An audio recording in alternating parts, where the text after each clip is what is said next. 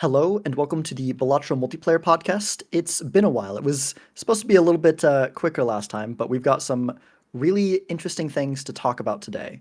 There are some new changes to the ranked mode. In fact, it's getting split into two different modes. We'll get into more of that later, but in what is the standard ranked mode, there's going to be some new nerfs and buffs. They were set to be certain nerfs and buffs. Some of those got rolled back, some of those got changed, some of them are still there. And I think that pretty close to the final thing, the final version is here. So we're going to get into those and a little bit about the whole splitting of the two modes today. Before we get into that, well, a quick introduction from each of us. I am Sizak, and I've got my co-host here, Fantom, Hello. as well as our guest today, Vagabond. Hello? Do I introduce myself or?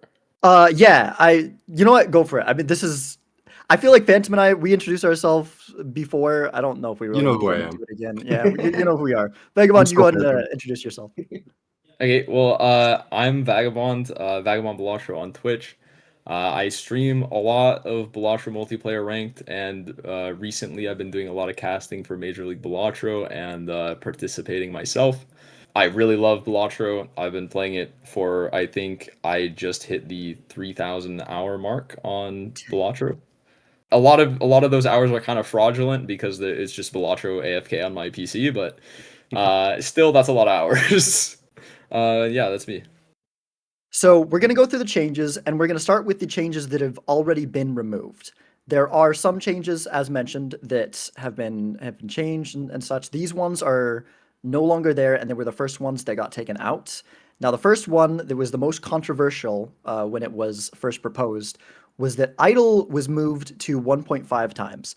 In the current planned release, there is no changes to idle. So that has been not reworked like a lot of the other changes that some of the other changes they were there was changes and they got changed.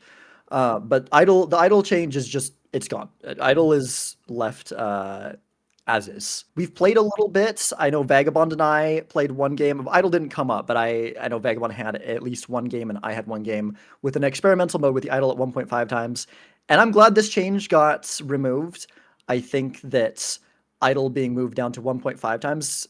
Now the reason for it is that Idle is a little bit, it's the meta, it is the top thing, everything revolves around it. And some people think that that is an issue for meta diversity and different lines of winning. I don't think I necessarily agree. I think that my thought about the retriggers is that they're kind of in a good spot where like Idle's the best, but it's the hardest to make work. And then Ancient's like the next best, and it's, a little bit easier to make work. And then Bloodstone's the worst, unless you got Oops, and then you take up two Joker slots, but it's the easiest to make it work. And then Glass and Polychrome kind of fit into those nicely without overwhelming them, with the Glass being at 1.5 times. So, I think that at a baseline, that's in a pretty good spot. And I think that the idle at 1.5 times was not really helpfully for the game, just made Ancient kind of better than idle and made High Card more strong than it needed to be. And yeah, what are your guys' thoughts on the 1.5 times idle? Yeah, I think the biggest problem for me, because yeah, as you said, I saw the 1.5 idle, I saw the whole list of changes, and honestly, every single one of them I could have lived with. I could have been like, it's some of them I like more than others, but the one change that I was like, this could genuinely, fundamentally like draw me away from multiplayer Balatro was the idle change. I think I saw that, and I don't know. Idle is probably my favorite Joker, so I might be a little bit biased here. A favorite Joker. It's my favorite Joker to cast. It's my favorite Joker to watch. It's my favorite Joker to play. Just because of how interesting things can get, especially on high stakes. This change would have completely killed Idle on high stakes. Like, there's just Yeah. no reason you could possibly pick this up on gold stake, but that is like one of the funnest ways to play idle is on high stakes when it's super hard to get your deck all fixed, and there should be a substantial payoff for this Joker, otherwise it's pretty dead. Another big reason is the only re-trigger that can compete with high card and make the high card build maybe not win a lot of the time is going to be idle. 2x is so much bigger than 1.5x. I'm not really a mathematician, but the exponential growth kind of just goes crazy. I don't know, maybe you can pull up like a graphic with some mathematics on there, but the difference between 2x and 1.5 is such a massive deal. And I mean, I had my build, it was two idols and a hack. Or no, it was an idol, a blueprint, and a hack. And then I was up against Baron, Blueprint, Brainstorm. I had red seal polychromes. I had my perfect idol hit, so everything had to line up perfectly. And I still lost to triple Baron on red seal steel, which everything goes perfect for the idol player. They have to get lucky to be in this situation. You just lose to three Barons. And it just is so incredibly weak. I could not deal with a rank system with a 1.5x idol personally. Yeah, just as an example of how much of a nerf it is, with like one set of, let's say you have a flush 5, a 2x, that's a x32 for the whole hand, and with 1.5x, it's only like around a 7x, slightly more than a 7x. And when you get more retriggers into that, it gets exponentially more impactful and more less impactful with the 1.5. So it doesn't seem like an insane nerf, it's an insane nerf. Yeah. One thing I would like to mention is that just for the sake of consistency, Idol should be stronger than Ancient Joker because it's harder to build into. Ancient Joker is 1.5x. It only cares about the suit. Idol cares about rank and suit. It should be at least stronger than just the suit. Yeah, no, for sure, for sure. Along with this, maybe we should talk about some of the proposed other changes because right now it's not getting changed, but there's some other changes that have been thrown out there, and some of these are one was idle at 1.75x, and the other one that I've seen the most is idle at 1.5x, but it only cares about rank, Right? not suit. I mean, talk about taking all the sauce out of the Joker. I think I think the reason that I like Idol so much is because I mean it rewards you for being very creative with your tarot cards and good deck fixing. I think good deck fixing is like the one I care about less so than being creative with your tarot cards. I really like the fact that maybe you hold on to lovers or you hold on to strength or sun Yeah, or maybe you know you're going to play the big blind so you don't roll very much in the small blind so that way you can roll very hard for the tarot card that you need on the idol in the next PvP, right? I mean, it creates all sort of interesting decisions, and if it was just rank dependent and 1.5x, then suddenly again it's just you those decisions don't end up mattering as much. The it just creates less depth in a Joker that is so fun to use. So I definitely don't like the rank change, like changing it so it is 1.5x on the correct rank.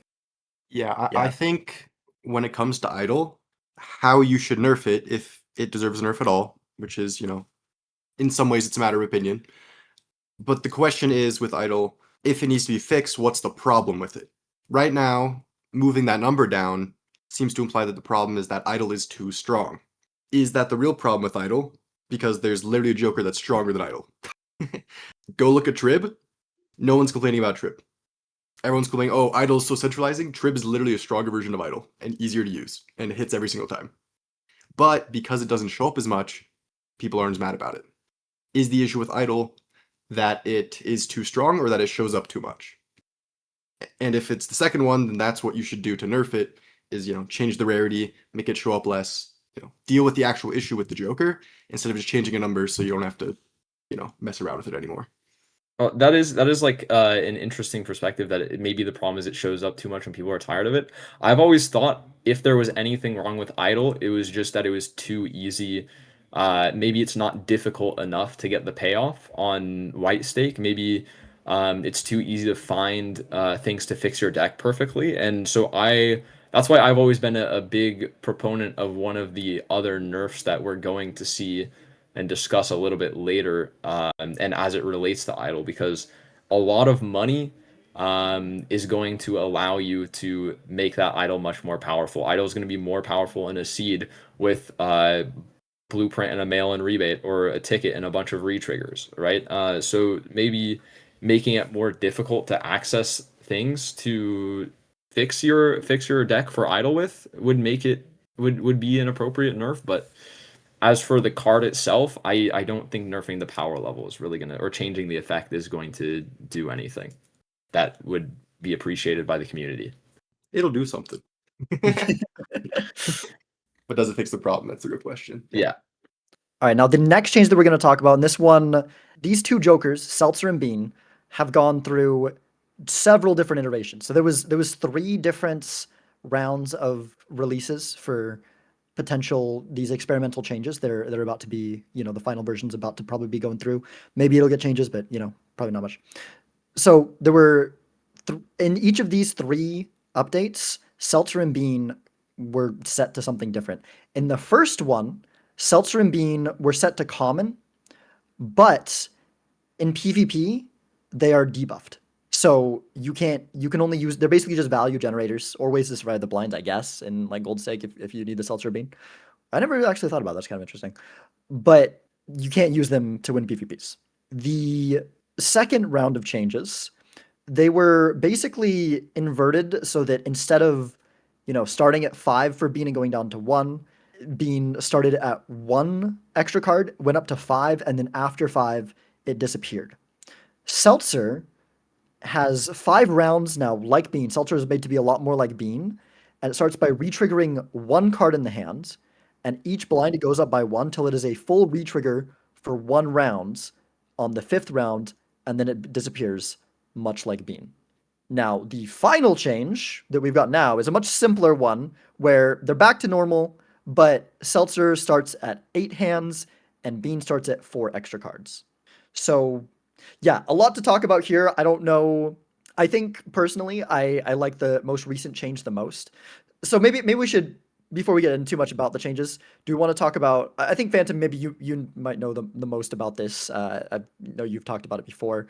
The reasoning why it is thought that Seltzer Bean need some changes / nerfs. Let's start with Seltzer, because I think Seltzer is the most potent example, and Bean is more for the sake of consistency, especially when the original version of these changes, Idol is going to be nerfed and High Card would be a lot stronger in that version. So the issue with Seltzer is that, in a sense, it is anti-competitive, and what I mean by that is Seltzer is a re-trigger Joker that runs out. Like that's its design. But when re-triggering scoring is your main scoring, if you're playing better than your opponent, if you're beating them in the blinds, if you're making a bunch of money as well, and then you see that like 3 antes go, I've literally done this. I've seen it. I've seen Seltzer 3 antes before my opponent.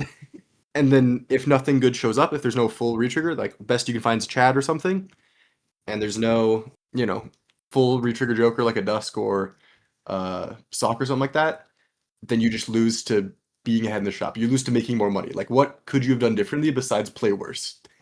And that's just, when I think about taking Balatro competitively, I want a kind of ability to play the game. If you were to watch back, if you were to look back what you did, you can say, hey, here's what I should have done differently, or here's what I could have done differently, and I would have, improved. And that's the way you can keep improving and continue to be a better competitor. And Seltzer, in a way, doesn't allow that. And there's arguments on both sides for it, but that's the main reason why Seltzer is seen as a problem that needs to be fixed, and these changes are ones that were attempts to fix that in one way or another.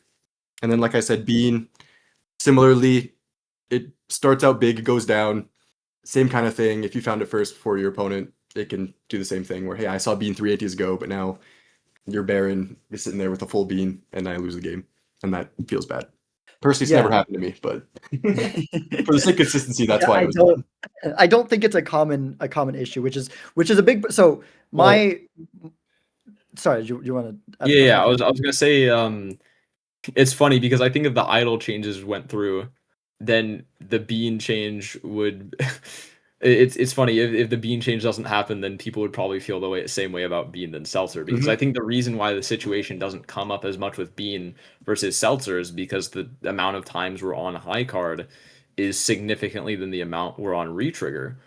And maybe you hear that and think, oh yeah, idols should be nerfed because the amount of games that should be high card versus retrigger should be like more around like 50-50. No, I think games are retrigger more often by design. Like I think that's a thing. I mean, the if you look at a retrigger build versus a high card build, the retrigger builds are often much more variant in what jokers are on the team, what the deck looks like. Are you going luckies? Are you going gold cards for ticket? Are you did you find a glass? Maybe polychrome. Like there's so many things that can be different. And with high card, it's almost always just Mind Baron Steel. It's much more interesting of a game, I think, when high card is not, because it's really not high card versus retrigger. It's high card versus retrigger, idle versus retrigger, ancient versus retrigger, like a whole bunch of different flavors of that, right? And I would say maybe we see all of those, maybe a more even percentage. Sorry, it was a bit I of a side also tangent, but No, that's interesting, and it brings up a thing I kind of did want to talk about. mhm. I also feel like high card being less is another part of why it's good is there's this weird kind of like back and forth where at the lowest level, high card is easiest to get off the ground because you can kind of just find steal, at least in the current ranked mode. Justice is banned, glass is hard to come by. You can't get an immediate payoff to retriggers. So like at the lowest level, high card is the easiest thing to get off the ground. But then in most games, retriggers comes back and trumps that. And then you get the like maybe 20% of games, maybe 30%, where the held in hand retriggers actually goes back above that again when you fully get it assembled with Baron, Mime, Blueprint, or something, and then it just really takes off. And I think that's an interesting back and forth where you're trying to like figure out, okay, is this a seed where I can just win with a weaker high card because it's really weak? Or is this, the middling thing with the retriggers? Or is this thing where it goes all the way and high card's got all the stuff lined up for it and it's just gonna take off and go to the moon? And I feel like that is It's a I feel super like fun dynamic. It's a yeah, really yeah, fun dynamic. Yeah. yeah, exactly. Yeah. Yeah, because like you said, the high card build in the end game, it produces the highest amount of score for the least amount of Joker slots. Yep. Mhm. Whereas a retrigger physically can't do that. So if you're able to get it fully online, it destroys. Yeah. But it's a lot Yeah. harder to get online because there's less Jokers that work with it, as well as, certain things you have to do to make it happen. Yeah, but we were originally talking about like the seltzer change versus the bean Right. change, and I did Mhm. want to talk about that. Phantom, I do agree with that. You're saying that seltzer and bean are frustrating to deal with. I mean, you were mainly talking about seltzer. They can be very frustrating to deal with because I mean, you have them and you know that if you're ahead in the shop, you could be incredibly punished. Though when this change was discussed, at least the initial one, the where they're common and only in PvP, they're disabled. I honestly did not feel very good about that change.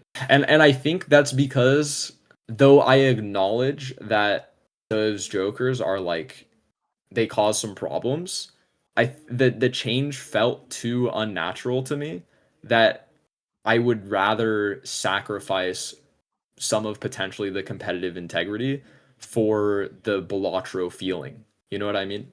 Mhm. Yeah, and Yeah. for the record, Mhm. if it were like solely up to me, I wouldn't be changing Seltzer. But I fully understand the reasons why people want to Yeah. change it and why it's so frustrating to lose to it. So I Yeah. was be giving that explanation. Yeah. But like, I mean, that's just my opinion on the Seltzer change. Mhm. Yeah, I've always been against a seltzer change. In fact, I've spoken so much about this that Owen has written up a document for season 6 and talked about the change and stuff. And I am mentioned as like as the example perspective against the change as he's talking about why the change needed to be made.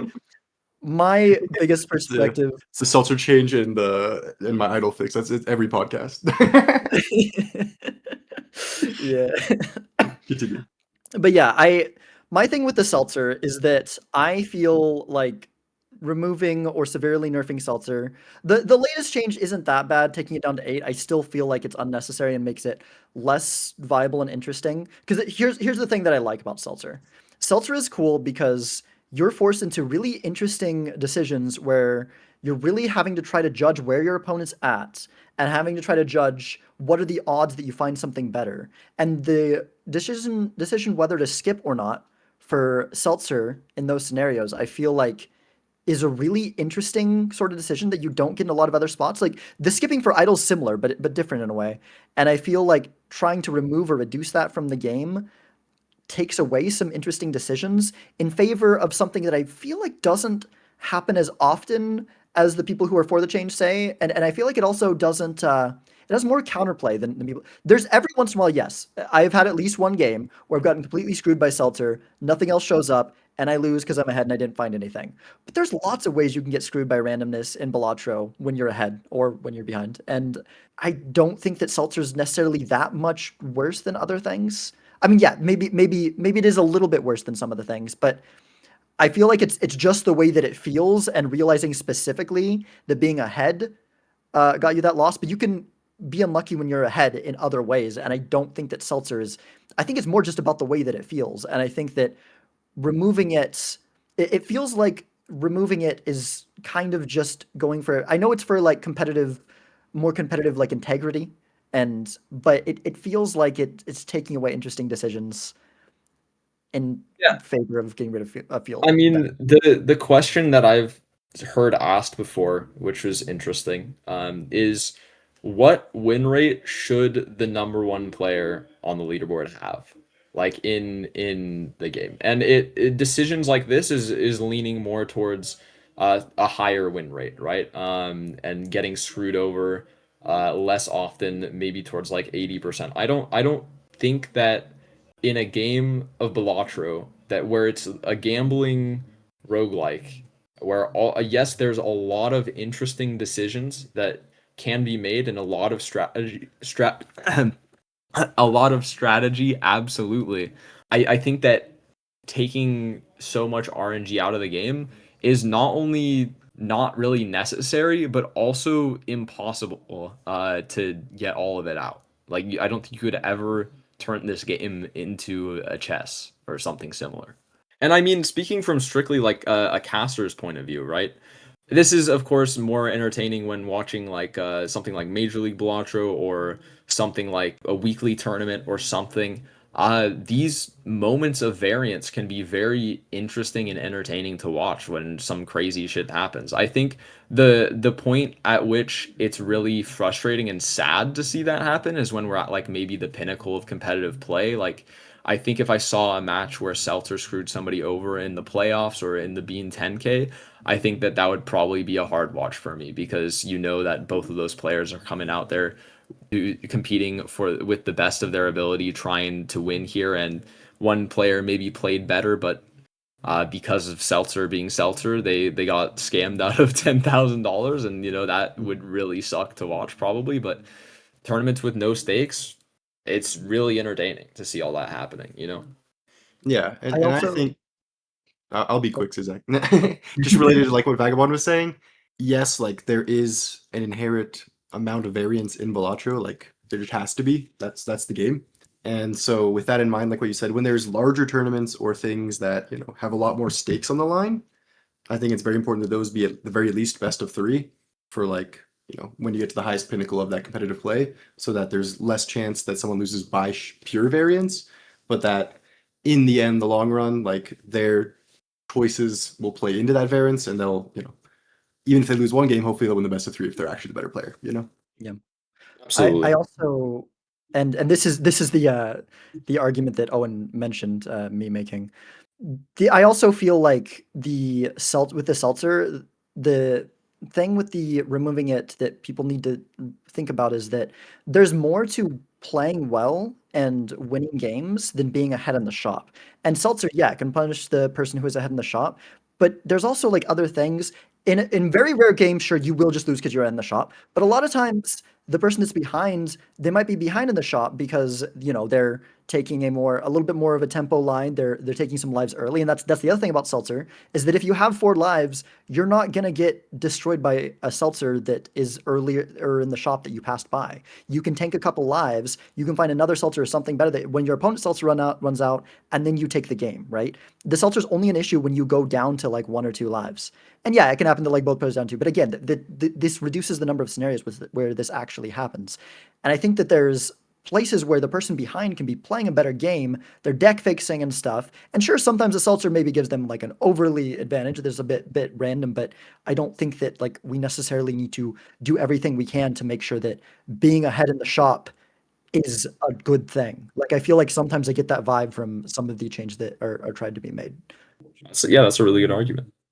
Yeah, I think just with that in mind, usually if you're the one, maybe your opponent's going more tempo, you're going more econ, the seltzer's the like hardest punish for that is what the issue is, because hey, why are you down to 2 lives? Because your opponent, they bought all these Exmal jokers and you bought your econ jokers. and now you're down to 2 lives, and you saw Seltzer 3 antes ago, and then you died to Seltzer. So it's because of what playing for Econ means, which oftentimes it means you lose a life or two, that causes Seltzer to feel like so much of an issue. I do feel though like if you play down to 1 life, then that's a huge risk you're taking. And if Seltzer takes 2 lives off of you, then either you got really unlucky or you didn't play well around like dealing with it. Like Yeah, I, I mean, I think that's like kind of the crux of your argument, Zach, is that yes, your opponent took X-Molt Jokers and you took a greedy econ line, and a lot of the reason why people maybe want this seltzer change is because, I mean, this is how so many people have been taught to play multiplayer Balatro. Take the greedy line, take every econ joker you can. And now that, I mean, we're seeing some tempo lines really being popularized. I mean, if you've seen an Estrakami set or a Star Toad set recently, I mean, those are the two off the top of my mind. I mean, those two love some tempo gameplay. And I mean, even the Bean 10K tournament, so I was talking to Star Toad after they said like there was only like 2 rounds, maybe 2 or 3 rounds that they remember throughout the whole tournament that they were actually ahead in the shop. Um, and so it can be really frustrating if you've learned your entire time playing Balatro multiplayer that you're supposed to get all these economy jokers, and then somebody is buying Xmolt, and it's like, that's not retrigger Xmolt. What are you doing? That's so silly. And then you get punished by the seltzer, and you lose that game, and it's because you were behind in the shop. That doesn't feel right to you, so you think you should win because you were ahead in the shop. But to Sizak's point, that's not everything. There's more to this game. Yeah, and maybe I could just explain the conclusion I eventually came to about Seltzer. The games where I've quote unquote lost to Seltzer, where it's like, hey, I'm $1,000 ahead in the shop. You know, I saw that 3 antes go and nothing showed up. I'm frustrated at getting unlucky. And the real reason I got unlucky is because nothing else came in that $1,000 of rerolls that I did. yeah, yeah, But I blamed it on Seltzer. yeah. Because Seltzer was like the manifestation of it for me of getting unlucky. But really, like, I just rerolled $1,000, got unlucky, and sometimes that happens. Like, sometimes there's nothing at $1,000 of rerolls. Okay, the final changes to Seltzer and Bean are that Seltzer starts at 8 and Bean starts at 4, with the explanation that this is supposed to hopefully reduce it to only being able to take 1 life off your opponent. I dislike that. I think that having a chance to like having it more viable to stretch it to take off 2 lives it's a huge cost, and you're taking a huge risk to do that. I think it is interesting and good to have, but it being at 8 is I think a lot less destructive to it than the previous changes. So I at least appreciate that. Yeah, Yeah, I think 100%. it's definitely still possible to take 2 lives. It depends on, you know, hey, did you take the first life with one hand? Did you do any skips for anything? Mm. Are you playing it on your last hand? Because, you know, you can have your Seltzer hand be your second hand in PvP and still take a life that way. So it's definitely still possible, but it's a lot harder to do when it's only at 8 instead of 10. I think personally, I don't really like the change. I'd rather just keep it at 10 and 5 if we're going to do this, because it's like basically the same. It feels to me like a token gesture to the people who hate Seltzer. It's like, look, we Yeah, nerfed it. I promise. It's like, no, you didn't.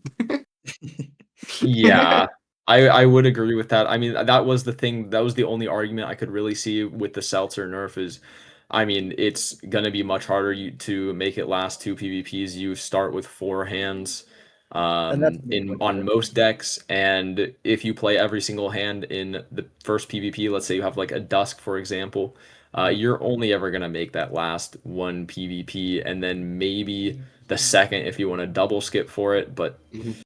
it's But that's a yeah, risk. so that's a big risk. Yeah, so I do understand where they're coming in at with the Seltzer nerf, but yeah, overall I just don't like the less things I need to explain to my chat, the better, in my opinion. Um, Yeah, I know we're all a little bit biased because we stream and stuff, and the changes are any change. I feel like that's a whole different philosophy. That we can maybe get into that We'll, later, but we'll get to that. We'll get to that. You're yeah, welcome, yeah, yeah. everyone. All right. Well, maybe we should move on to the. We talked a lot about Seltzer and Bean, but I feel like there's a lot to talk about there. It also is, like I said, the one that got the most changes. So all of the rest of the changes that we're going to talk about now, these ones are currently set to go into the actual game, along with the Bean and Seltzer being at 8 and 4 to start. These Mhm. changes are currently planned. There might be a last minute change, but it is coming. It's like what? 2 It's in days. 2 days. Yeah. Yeah, so It's set to probably release not in 2 gonna days, be so a- I'd be surprised if things drastically changed. Yeah, and they might change after. They're going to be keeping an eye on these things, Mhm. but at least for a bit, these will probably be fully live and public in the main community. So the first one here is that Golden Ticket is changed to uncommon. It only gives $3 and can show up without a gold card in your deck. Now, the change to uncommon, the only give $3, I I don't really have a strong opinion on this. I don't mind Ticket as it is, but I know that some people think that it's it becomes too strong, too important. I also think it's kind of people say it's easy to set up, but I feel like it's kind of hard to set up. I disagree with that. I think it's the hardest econ joker to set up, besides the ones that are just like bad, like Constellation or something. Uh, we're not Constellation, sorry, Satellite. Yo, Cloud9.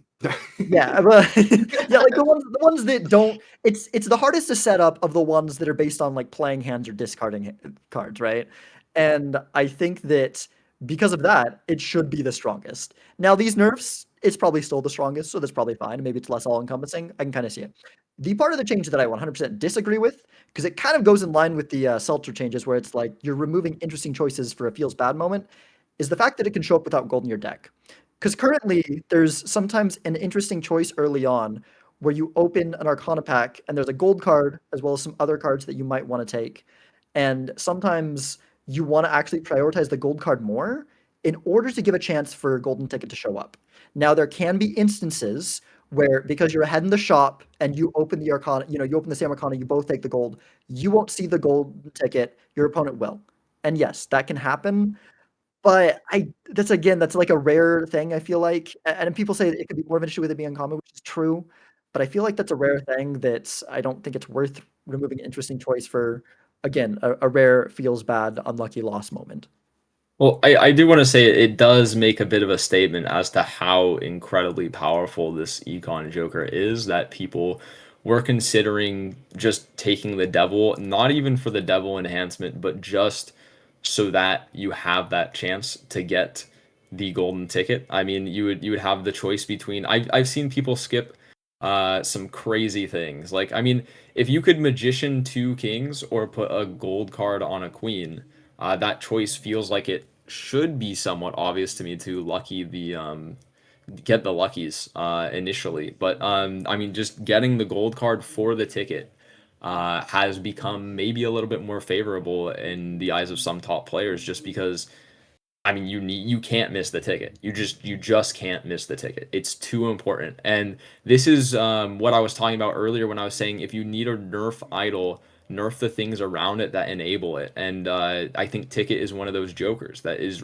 really, really heavily enabling of idol, just allowing for incredible deck fixing. Combine golden ticket with maybe a tarot merchant, and you have death hangman almost every single round, which is so powerful. You have every single suit changer you need for an off hit. It's hard to ever beat a golden ticket, and I think that's why I really like the nerf. I think changing it to $3, very important break point here. They did not want to change it to any lower than that, and I don't think they should have, because it needs to be better than Lucky's. Lucky's, in terms of econ, with an oops all sixes, because a golden ticket takes a joker slot, so oops all sixes would be the comparing joker here.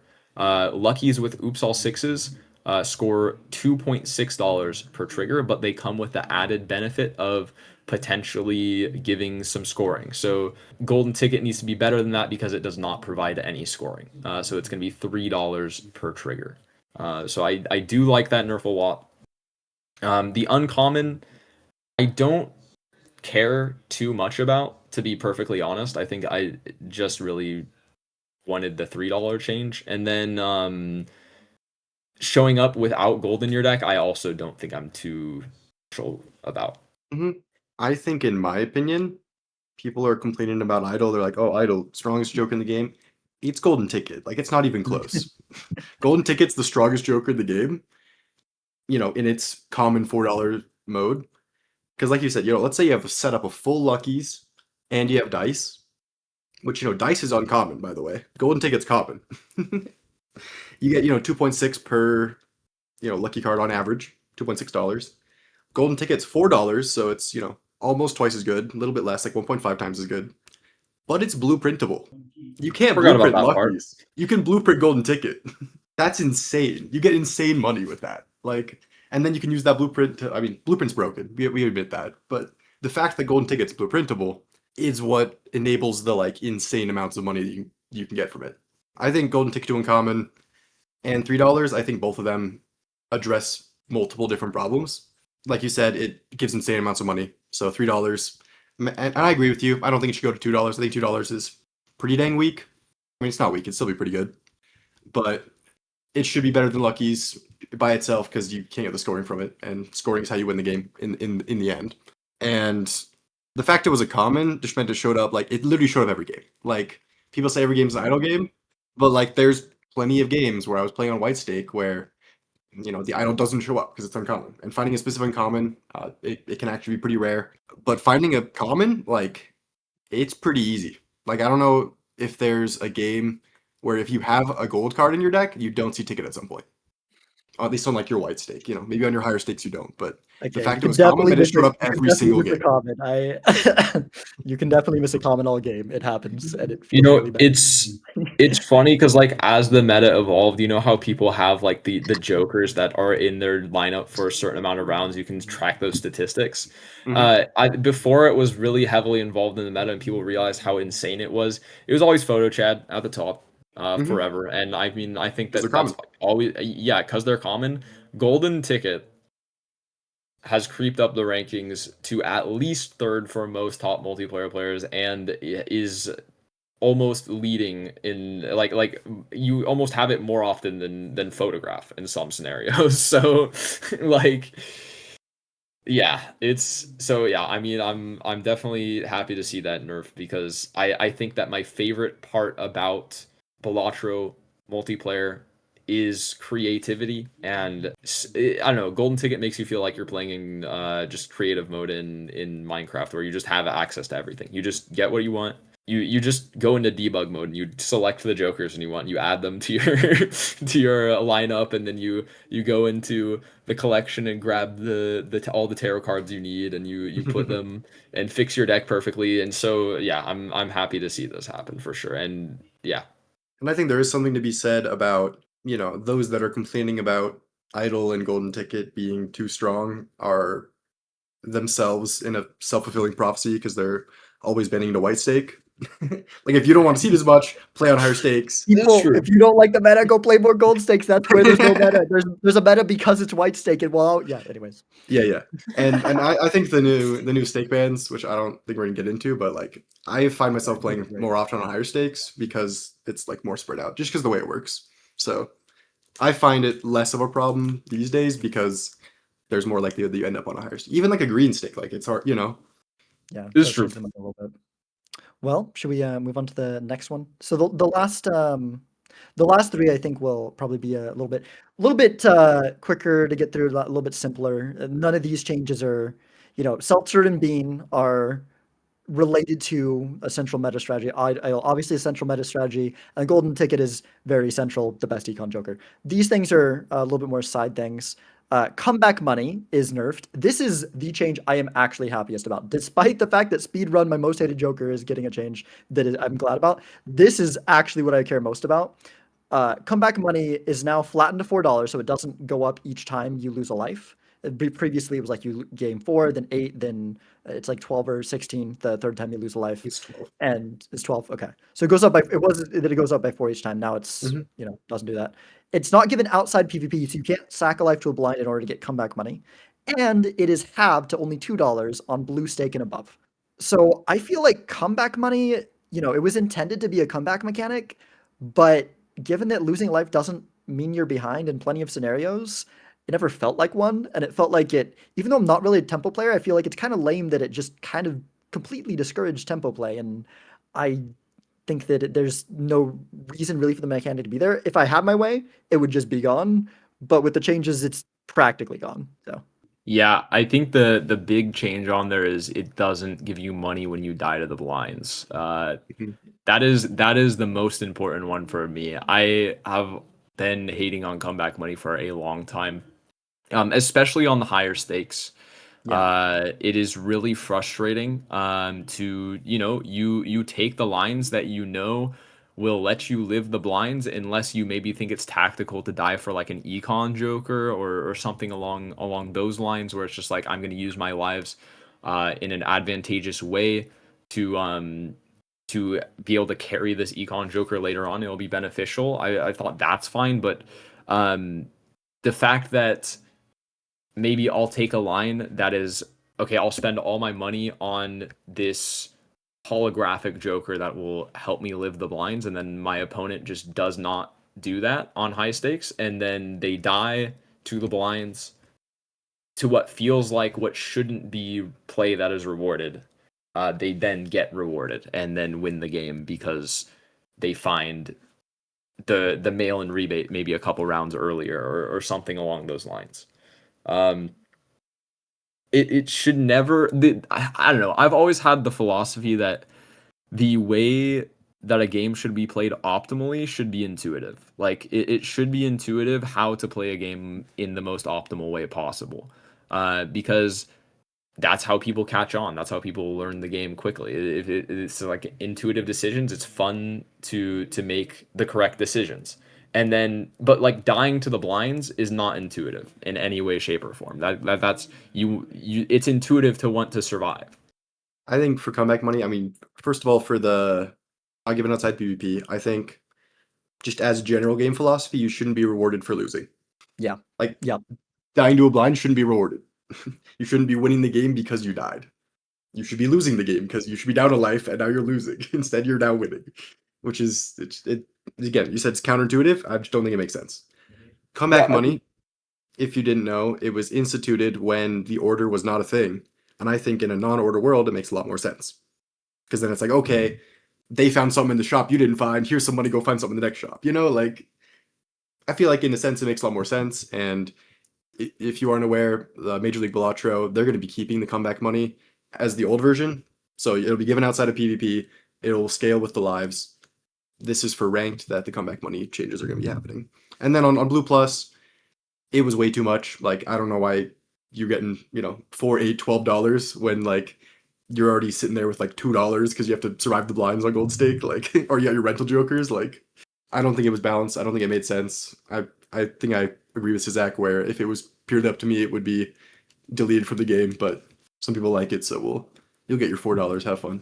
I mean, this mechanic was not intended for competitive play in the first place. This whole mod was not intended for competitive play in the first place. Like the entirety of Balatro multiplayer in a competitive scene was not necessarily the intention when it was created, right? I mean, Balatro is like a fun roguelike, and Virtualize was like, okay, it would be cool if this would be multiplayer, and then he worked on it, and I mean, Owen was around, was beating a lot of people, and he had to ask Virtualize. He was like, "Hey, can you like make a leaderboard? I really want to show off that I'm absolutely cooking everybody right now." And Vert was like, "Okay, sure." And then it took like a month or a couple months before after the big tournament that Bean made the video on for even weeklies to start happening. Because I was like, man, we really want more tournaments. There's a lot of people that are good at the game that really want to show what they're made of. Let's do some like weekly tournaments and see how it goes. And so we did that, and over time the competitive community has grown, and it's really been a beautiful thing to watch. But like the important thing to keep in mind is a lot of these mechanics were not designed for competitive play. They were designed for casual fun with you and a friend. And the comeback money makes a lot more sense in that aspect. And so does something like enemy blind location. It's cool to be like, oh, so you're in that spot, and then you can talk some shit. You're like, oh, you're taking forever. You're in the small blind, whatever. It's not something like that, and it makes sense in these contexts. But yeah, and that's why comeback money existed in the first place. But now that there's more of a competitive scene, it makes sense to remove some of these mechanics. I mean, just with that same point, go look at some of the original multiplayer jokers that were definitely not designed with competitive in mind. Yeah. like the old Let's Go Gambling. You sell it and then it gets stronger repeatedly, but it has a chance That to one break. was so funny, bro. That was so funny to cast in because I was casting tournaments with that thing. Oh my gosh, bro. Somebody got it up. Somebody got it up to like 3x, and it was like the biggest Let's Go Gambling we'd ever seen. We were like, oh my god, it's at 3x, and then they onked it. And we were like, holy, they onked it. And then we were like, wait, this is actually so smart because now they can re-roll one until it stops working, and then they'll know when the other one stops. You know, and we thought that's how it worked, and they thought that's how it worked. Guess what? That was No. not how it worked. Uh, I can tell you that's they not how it works. they gambled with one of them until it didn't work anymore, and it was like 3 more rolls, and they're like, hell yeah. They went 1 more roll on the next one, and it vanished. It was so funny, bro. Not It how was RP actually works, buddy. so funny. Oh my god, it was hilarious to watch. Let me tell you, it was hilarious. But the fact that it cost $1 to sell it too. All right. Well, let's go on to our next change here. So this one is the other change that I'm very happy about. I think it could be better, but I think it's a very strong step in the right direction. So speedrun, my most hated joker. If you don't know speedrun, it's one of the multiplayer jokers. Basically, if you're the way that it was before was if you're the first person to a PvP blind, it spawns 1 spectral card in your consumable slot. You know, like a Sixth Sense or a Seance would. Now, if you get to the PvP within 30 seconds after your opponent does, you also get a spectral card. So basically, it's not, if one player finds it right before the PvP and the other player is a little bit behind, they can rush really quick to catch up and grab it. And most importantly, I think the big issue here is that one of the biggest issues with speedrun that even people that like playing fast had a problem with was that it kind of just, it's one player gets it and one player doesn't, which is just this kind of weird divergence that it doesn't take place anywhere else. That, if that's a really good spectral, which spectrals can be game breaking, such as a Wraith or an Ankh or a Cryptid or a Deja Vu, it can just decide the game. And so having the game decided on something that, you have no chance of getting the same thing that your opponent got is just kind of a lame way for a game to end. Honestly, like I've played with speedrun, and there is like I gotta admit, this might sound crazy for me. There is a sense of excitement in trying to make a speedrun work, and there is a sense of dopamine when it hits well. However, I don't think that compares to how awful it feels when you lose to it because it feels so unfair. And even when those games, at the end of the game when I win because of it, I kind of look back at what happened and I feel a little bit gross.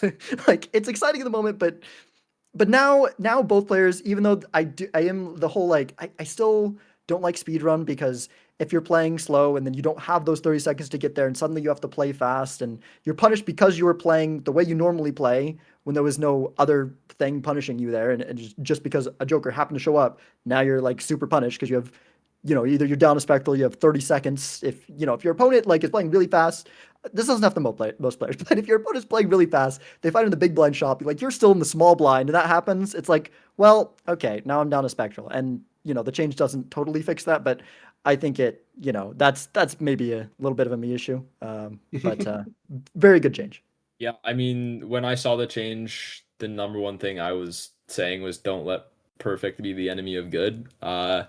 Personally, I don't like speedrun as a joker. I wish it wasn't in the game, but I'm certainly not going to complain about an improvement. Yeah. I am happy they are changing the issue where it felt like it forced variance in the sense that only one person could have it. It is very, very important distinction I do want to point out because some people were like, okay, so now you never ever take speedrun because the opponent can get value out of it without even it taking up a joker slot. That's not true. You also have to have speedrun as well if you want the speedrun value that your opponent got as well and make it to the PvP within 30 seconds. But yeah, I mean, a lot of times I would see a speed run from my opponent, and depending on the opponent, I might not even try to race them, to be honest. I mean, I would see it, I would just be like, okay, so this is just a game that I might lose because I am a slower player, and that is my cross to bear. That is just, unfortunately, is how it's going to be this game. But with this change, at least I'm going to feel like I can compete with this Joker. I do think again, like I wish it was just gone. I don't think that any Joker should force you to change how you play to such a drastic degree as speedrun does. I think if you want to create a game that incentivizes speed, make a competitive speedrunning multiplayer mod where you speedrun. And I think that's in the works, and that's going to be really cool. That's going to be really fun. I'm going to be terrible at it, but I'm going to enjoy it. You know, and as long as that's the point, that's cool. But the point of Balatro Multiplayer has never been how fast you make your decisions. It's been making the correct ones. I think the timer does a good job of making sure the game goes at a adequate speed. So, yeah, that's my opinion on the change. Again, I'm not letting perfect be the enemy of good here. I'm happy that they're changing it in some kind of way. Yeah. Yeah, I think for me, just amen to Vagabond. No, I think all the points that you brought up were what I was gonna say. I think explicitly the design philosophy, even by Local Thunk himself, is that speed, quick time events are not things that are inherently rewarded by the game. The only thing that even theoretically does that in the main game is like, hey, I move over blueprint to like quick time event the mime, and even Local Thunk said that's unintentional. Like something like that is not supposed to be in the game, and so speed is not a mechanic in the game. Speed can be a skill. You can be fast. You can speed run. But when it's just Balatro multiplayer, it's not Balatro speedrunning multiplayer, you know, that like, Yeah. which it sounds like they're making, which is cool. Go ahead and have fun with that. But I don't, you know, if it were up to me, I'd remove from the game. Yeah, randomly adding in a speed. Yeah, speed is a skill, but randomly adding in a speed mechanic when that is not a skill that you're generally playing around for like one Joker just doesn't make sense. But yeah, I think that's probably it for speedrun. Now the final change is to Ouija. So this one has been mentioned as something that Owen said about how, you know, the philosophy behind this change. A lot of the other ones were, you know, comeback money and speedrun kind of fix issues, and the other were to address meta things. This one's different. This is just sort of a thing that's like, you know, they're trying it out as sort of a fun change to make something like Ouija that is almost never viable a little bit more viable. The changes to Ouija are that instead of giving -1 hand size, it destroys 3 random cards in your hand. So it still has a quote unquote drawback in the same way that Immolate has a quote unquote drawback. Yeah, Um, drawback. Yeah. Yeah, because I'm definitely taking the Immolate for the $20, guys. I swear. but yeah, Spreading it's out to Vagabond. It's a burden. $20 is the drawback. yeah. Oh man. But yeah, so Ouija, that's what Ouija does now. I don't know. What are you guys' thoughts on it? I think that it really just depends on your philosophy of what you want from the game, right? Like, I do appreciate what they're saying in the sense that they're just trying something. They're just gonna see how it goes, see how it feels. You know, I understand where they're coming from. Ouija, don't get me wrong, it is rarely used. They are correct with that sentiment, but I don't think that's necessarily a problem. I mean, there's so many jokers in the game that are rarely used, right? I mean, Marble Joker, that's one, for example, that I I don't think I've seen that in anybody's endgame lineup ever. To be perfectly frank, I've seen maybe Marble Joker hologram on Gold Stake, but you can do some crazy things on Gold Stake. The point is that I've these seen Marble Stone jokers, Joker. yeah. On The point Plasma is like Gold. these jokers are like not necessarily powerful, or these spectrals are not powerful, but they have their niches, right? They have their niche case uses, and that makes them feel so much better when you actually do get the chance to use them. So also, I feel like if every single Joker that I saw, or every single spectral that I saw, made me go like, "Oh wow, that's pretty good."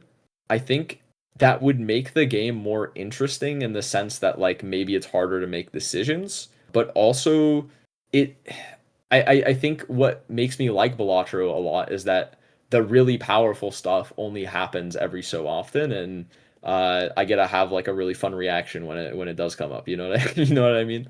So yeah, I think the Ouija change, if you are just wanting things to stay vanilla Balatro, you're not going to enjoy it. I think that I want to see how it goes personally. And I'll be interested to see what happens with it and how it affects future changes if people like it or if people want it gone. I'm just gonna I'm deliberating in the jury right now. I think for myself, a little bit of lore. It's kind of going to bleed into what we're going to talk about next.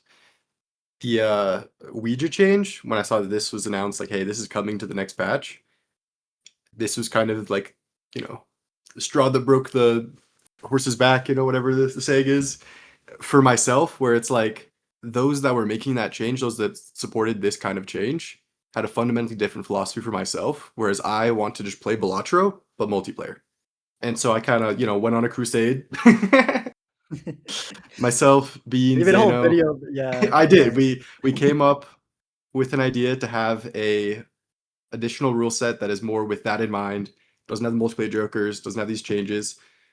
Because, as streamers, we want people to come into the game and just look at it and say, hey, this is Balatro, but I'm playing multiplayer. Like, Yeah. they should be able to know what things do when they look at it. When they see Ouija, they should be like, oh, -1 hand size, make them all the same. They shouldn't be like, oh, there's a little dude in the corner. Let me read this. What in the world does this do? And then when there's 30 of those things and a random let's go gambling joker in the corner, like they're confused, they're off-putting. Like Sizek said, I made a video on it. Go read all the comments. People who were just like, yeah, I was really off-put by it. Like, I don't play it. If you made that thing, then I would come back and play it. And so Yeah, people, we talk about this, and then some people are like, "Oh, you're overestimating how much it's gonna throw off new players." That's evidence, and I feel like I didn't need that evidence. I feel like it's pretty clear that like people. I mean, I try to play modded multiplayer because it's fun sometimes to play some multiplayer, Yeah. some content mods thrown in, and I get way less viewership. Like people are just like, "What's going on here?" people I like don't understand." Balatro. Yeah. They love the game and they just want, to see content with the game they love. So anyway, that like I think, but in general, as a change, I can understand where they're coming from, where it's currently competitively, Ouija is like 99% of the time not even really a decision. You're not even considering it. And so making it better will make it more of a decision between that and something else. And more decisions equals more interesting gameplay. And that's I can see that perspective, but I think fundamentally I just want to play Balatro. And so the fact there will be a rule set for those who have that philosophy as myself, I'm very happy about. Yeah, and I mean I think I would definitely be a lot more opposed to the change if there wasn't that rule set. It sounds like this is pretty official, is what you're saying. Yeah, it's in the announcements on the main server right now, actually. It's already been Yeah. announced. So Yeah. it's happening. But no, I kind of do like the idea of this wacky experimental, more modded type of thing happening as long as it's not interfering with what I would consider the most competitive format, which is what being used for the 10K tournament, which is just the Chad and Glass changes, and that's it. I hear that Justice is being put back in though. So it's like Glass is 1.5 times, but Justice is being put back in. Other than that, it's gonna be the same as the Bean 10K. Is that what it is currently? I think so. So I guess Technically, we are kind of transitioning here. Maybe we should kind of introduce, like we've been talking around it, but just sort of a overall thing. Like we've said, it's being split into two modes. One is called Legacy Ranked. That is this one we're talking about that is closer to vanilla, and the other is Standard Ranked, which is going to have all these changes. So, anyways, as you were saying. as of now, technically we have like still 2 days to like officialize it, but what we currently have is the only change is 1.5x glass and the order's on. So no And that's Chad it. nerf either. Chad is vanilla. Okay. It just fits more with the general philosophy of it, and like we can see when Chad was nerfed, people still pick it up every single time. We only drop it when we have a dusk, and getting rid of that doesn't change it. And so the question is, does what you gain from nerfing it, even out, or is more impactful than like that? Hey, this has changed. This is weird. I don't like that. That is off-putting for some people, which we're trying to avoid with this legacy ranked. And the conclusion we came to was that when you did nerf it, like sure there was slightly different thing and interesting decisions that can be made, but like that's more for a standard ranked kind of rule set. Because it didn't really change how you play. Like you still pick up chat every time, you still pick up photo every time. You only drop when you have even more broken jokers. But you can center your build around photo Chad with unnerfed Chad. You can't Yeah. do that really. Yeah. I think Phantom. I think I disagree with you a little bit there because I think the point of the Chad nerf, unironically, was not even to necessarily hit Chad, because I think Chad, of course, definitely was impacted in the sense. I mean, it was less powerful, but I think the real impacted Joker there was Photograph. I think there's times where you sell out of Photograph much more often with nerfed Chad than not. And I think so. So of course, like you always pick up the Chad. The question is, do you keep the Photograph for as long? And that's what I thought was the really interesting thing about the Chad nerf. But I completely Yeah. understand if you're like trying to keep things as vanilla as possible. Literally, the only thing that will be changed is glass, I guess, at 1.5x. But Mhm. justice is still going to be in there. Yeah, and I've played games of the rule set, played games of the justice. I think, in my opinion, a lot of these problems that we're having is due to that justice not being there. Like for example, golden ticket, way more oppressive because you don't have to really decide between do I glass my red seals or do I put gold on them, and then what do I do for the final PvP? Like now we're just playing idle with my gold cards instead of now my cards can break. I can lose the red seals. I can't do fully into my gold for the golden ticket, things like that. Same with lucky. Same with wild cards for ancient Joker. Like yes, it is very strong, but also like that's the vanilla experience is that glass is very strong. And again, with these new stake bans, you'll be playing a lot more on higher stakes. And I think Vagabond, you said this as well. Glass is a lot more healthy on those higher stakes, where it's like you can use it to survive the blinds, and then it's like a resource you can have. And Absolutely. because there's less money, you can still have it. And 1.5, it still is impactful, it's still strong, but it's not as strong as your 2x, which it was in the main game. Yes. I don't know. Yeah.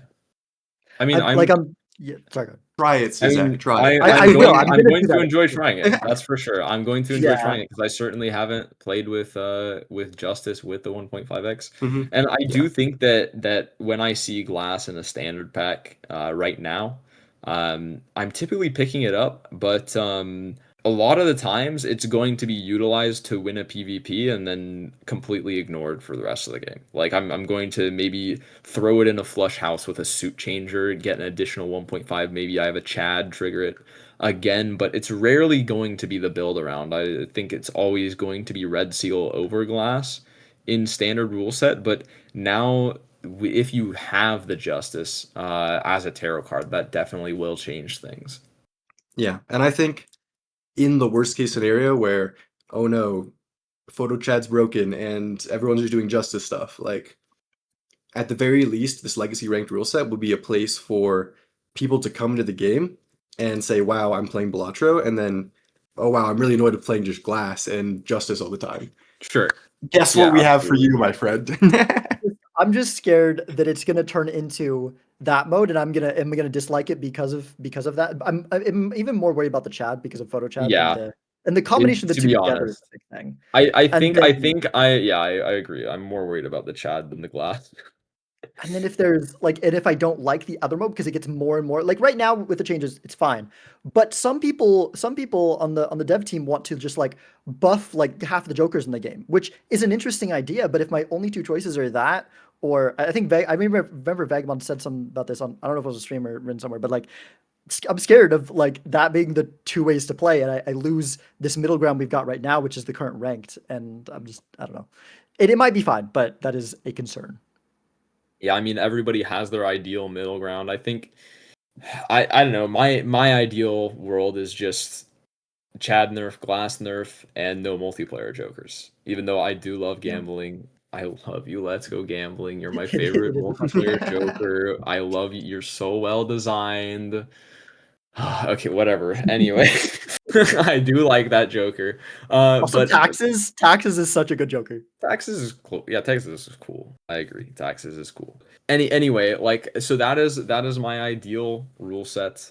But everybody is going to have their own little middle ground. You know, maybe somebody wants none of the multiplayer jokers except for gambling. Maybe there's a speed run lover. You know, and there's never going to be a rule set that is going to make everybody happy. And I think this is an attempt at doing that, but I do hear what you're saying, Sizak, when you're saying that like it is scary if we're going to separate the two modes and you really don't want to play with glass, you don't want to play with unnerfed Chad, because you feel like that's too powerful. Well, is it really, do you really have an option between the two modes if you want to play more towards vanilla but not with the glass and Chad? If the dev team decides to make more changes like the Ouija, like maybe changing a lot of numbers on a lot of different jokers. Maybe they decide to buff throwback to 0.75 per skip, and that's a interesting meta decision. And it's like I don't want to play with that. Or maybe they buff obelisk scaling to 0.5 per hand to keep up with re-triggers. Or you know what I mean? I mean, these are all hypothetical things, but if just the initial Ouija change sows a design philosophy that doesn't really care about like conserving the game as it is, you know? So who knows what that will be. So I don't really know if a choice is really going to be provided or not, if that makes sense. Yeah, and I'm not saying that 100% the, multiplayer version of Chad won't be in legacy ranked, but just that as a start, vanilla as possible is like the ideal, so that's what we're going with. Yeah. No, that makes sense. Yeah. I mean, like honestly, I'm not too concerned about it. I'm just expressing like what makes sense to me as like what could be like a potential fear for a lot of people. But Yeah. I think it like honestly, if I wasn't a streamer and content creator, I think I would have less concern because like I mean the changes don't sound bad. And personally, like I enjoy changing games. The thing is like I see it more as a streamer and content creator, but it's not just for the streamers, it's for the newcomers. And that's if Mm-hmm. people aren't coming to the game, that's going to be rough for the streamers. And then eventually, it's hard to see because it's further down the line. But if it does, severely reduce the player base, maybe this is extreme, probably maybe this is unfounded worry. But like if the player base does start consistently going down and stagnating because people aren't coming in because it's so different, then even if these changes are fun, it's just if it's the main thing that people end up playing, it just could end up being. But that's what the vanilla one's for. But then I'm a little bit sad when I'm like, as a streamer, it might end up coming down to a thing like, okay, this is the one that everyone wants to see. This is kind of the one I want to play. Whereas right now, I enjoy playing it and people want to see it. And it's like, I but mean, it, it's just it'll like work out. I don't know. I think that worries a little. I think that you probably shouldn't be too worried about it just Yeah, it's on like an experiment. intuition, just because whatever people want to play, they're gonna want to watch. You know what I mean? Yeah, Maybe that's it will fair. be like harder. Maybe it'll be like harder for you to get people from the general Balatro single player audience to understand what's happening, and that's like the advantage of playing on a more vanilla rule set. But whatever mode becomes the most popular or whatever is going to be the mode that people are going to want to watch, right? So yeah, I don't know. Does that make sense? Yeah, no, that's fair. And it's unlikely that I'm gonna love one Mm-hmm. mode and the whole other community is gonna love the other, and I'm just gonna be sad. Yeah. And to be fair, you can play whatever you want. So Zach, you like you I said, you can, you played know your what? random modded stuff, and all right, let viewers deal with Yeah, it. that's true. That's true. Yeah, but I think the heart of what you said, where it's this mode is for the new player, and that if we want this community to continue to grow, we need to keep having a new and inviting place for these new players. And I think this is the place for them. And so I'm happy that we have it. I do wonder if the names would need change if that is the main goal of that mode. Because legacy ranked versus standard ranked, as a new player, I don't know what's happening. I'm gonna choose standard ranked. Oh, the current thing. I'm gonna play that. I Yeah, not That mean, going about that. it's I think yeah, I mean it's kind of a lot to ask somebody to just read the rule set. I mean, you can just say, "Oh, just read the rule set." Okay, well, how about you read some terms and conditions, bro? Like you're not doing that. Just you're just gonna like play the some people mode will, that but yeah. at least 50% Like will.